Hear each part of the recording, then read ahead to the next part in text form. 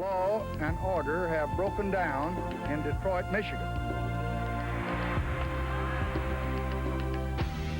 And we're going to keep on riding until they stop all this. Just 8 hours after the confrontation on 12th Street, the Detroit Tigers prepared to play a doubleheader against the New York Yankees. The Tigers fielded their best lineup of the decade, and they were only 2 games out of first place in what figured to be a heated pennant race. Their home was a downtown oasis less than 3 miles away from 12th Street, in the nation's 5th largest city, but a world away from the smoldering unrest. For some reason, I just got in my car, I just left the field. The Tigers' slugging left fielder Willie Horton grew up in Detroit, a schoolboy star turned hometown hero. For him, the billowing smoke was an urgent cry from home. Willie was the man. I mean, the black community, you know, they read about Willie even before he signed with the Tigers. When he joined the Tigers, it was like the connection had finally been made between the black population of Detroit and this ball club. But even Horton's presence on 12th couldn't calm the raging passions. I had my white uniform on. I had my Tiger uniform. First, I'd end up on Livernois, and I said, this ain't the place. And I went back on 12th Street. You know, I got in the middle of the ride, and you know, I just want to try to say something. But as Willie Horton's star rose, so did black support for the team. I know a lot of blacks that I talked to, when they would go to the ticket office, would say, I want to be in left field. I want to be as close to Willie Horton, my idol and my hero. As you looked at that, and you saw not only yourself, but several things, what came to mind? What was running through your mind as you're sitting next to Mr. Rustler? Well, you know, you look back, and to me, I started getting chills when you look back in life and the passion of people coming together, and it's like you part of all of this. And I started thinking about my parents, you know, and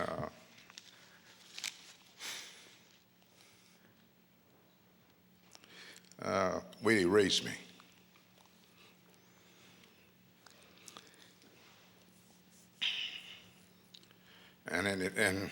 And I was raised as there wasn't no color.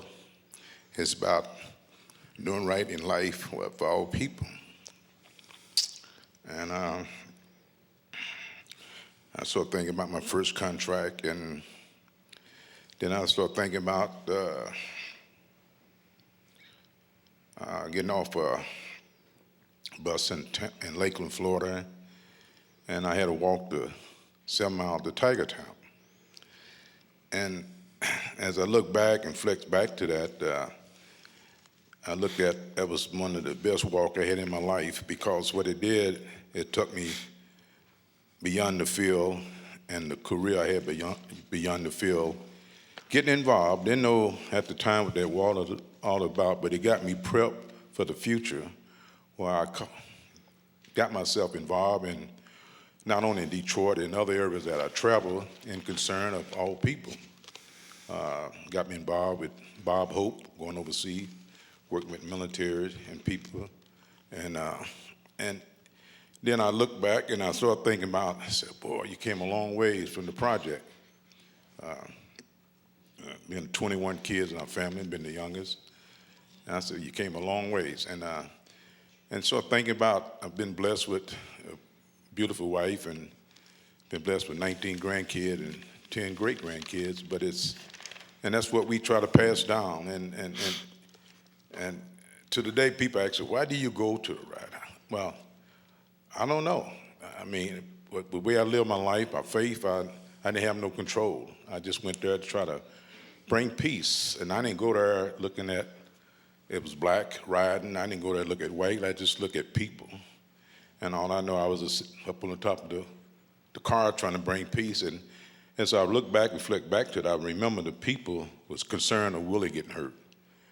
And from that, it made me grow stronger when I totally got involved in Beyond the Ride for this in the wintertime and try to find out what's going on. Start from that, going back down in Lakeland, Florida, getting involved, help picking the Polk Theater, integrating the Polk Theater, getting involved in schools. And because it's all about people behind you, which is at the time is my children, then now is grandchildren, and people here, their family. And because it's all about love, and that's what life is about. The three guys I just mentioned, JP and Johnny Mike, we used to go down to Tiger State and Big State at the time, and we'd play strikeouts, and then the concession trucks come, and when they opened up the big gates, we used to run behind them, and then we get in dumpsters, and we hide until they open up the fence, and then we get up and we jump the fence and go up in the bleachers. And so one particular day we got caught, and Carl Avila was with the Cleveland at the time, and the guy, Don Moss, had a big Mickey Mouse ears. He scared us. I mean, he had some ears, Mickey Mouse ears. I mean, he scared us. so he said, what them kids did, and they said, well, he told them he said, let us have them. We thought they were detectives, and he tucked us over and introduced to Rick Collins to visit the clubhouse, and we started working down there part-time, and I remember that after that, I signed a few years later. I said, I'm about the only guy ever came to Tiger State and never paid. I used to slip in, and I started working. Then I signed a professional contract. You were a bonus baby. You got a bonus, and the guy who signed you was Louis Dinanzio. Thank you. Yeah. You got a car. How long did you have that Bonneville? A car lasts about 2 weeks. 2 weeks, and might not have been 2 weeks. We got a skin it, didn't wreck it. I just skinned it up, and my dad is getting it fixed. I thought he gonna let me drive it, and he sold it. And he said, "You be 21 years old when you own another car." He said, "Because you don't need a car. You going to play baseball, you be running the streets and stuff like that." But I thought, Pop, because it wasn't banged up that bad, he took the car and sold it. And next car I got, I didn't take it home. I was in the big league leaving my car at my buddy's house. I was hitchhiking, and we went back to Detroit, and I was supposed to be in the dugout. I'm down in the bullpen, the other side of the bullpen, all my high school buddies. Don't know what inning is in. Didn't know the 6th, 5th, 9th, or what. And they said they looking for you to hit. So I'm sitting here by the bullpen, and all I see in the dugout up there, I said, well, how's I'm going to get to the dugout? So came in mind, I went over the little fence and went through the stand and went through the clubhouse. So I went through the clubhouse and then came up, and I didn't know who was pitching.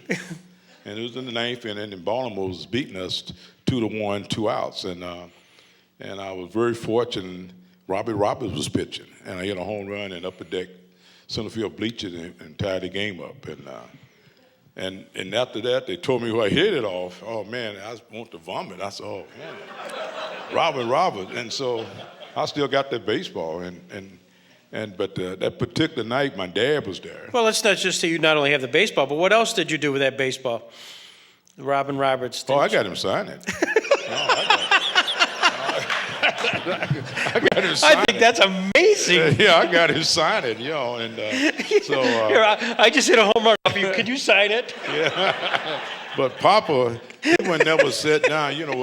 Down where the family sits at. Papa would never sit down there, and he sat up in the bleachers where he always went. So that particular night, him and the guy got into it, and at Tiger State, they got a little lockup cell that they take people to the game, open the people clear out and let them go home. So, I hit a home run, did all of these things, and Gates Brown hit another pinch hit and won the game. So me, my mom, my sister, them waiting, and then cutting all the lights out. Ain't no Papa. Sat there, and then finally, here he come. And, and he didn't say anything, let's go. So you didn't ask her where you been or anything. Like that's a no-no.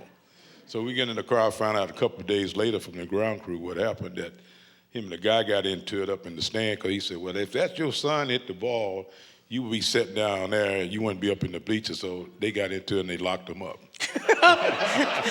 So you hit a home run, you get the ball signed by Robin Roberts, and your dad gets arrested. Yeah, exactly. It's all clear to me now. Exactly. I get it. Exactly. Pitches, and Willie swings a long fly ball to left. Maybe it's gone. That's the 32nd home